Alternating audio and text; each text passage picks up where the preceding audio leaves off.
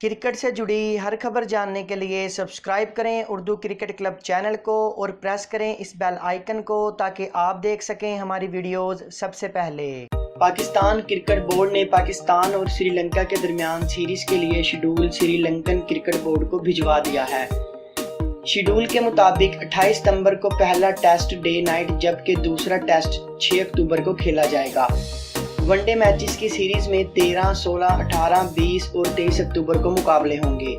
26 मई को दुबई में T20 match खेला जाएगा, जबकि सिक्योरिटी क्लियरेंस के बाद 28 और 29 अक्टूबर को लाहौर में मुख्तसर फॉर्मेट के मैचेस का इनेकाद होगा। नाज़रीन, अगर आपको हमारी ये वीडियो पसंद आई तो इस वीडियो को लाइक ज़रूर करें, शेयर ज़रूर करें और इसी तरह की और वीडियोज़ हासिल करने के लिए आप हमारे चैनल उर्दू क्रिकेट क्लब को लाजमी सब्सक्राइब करें।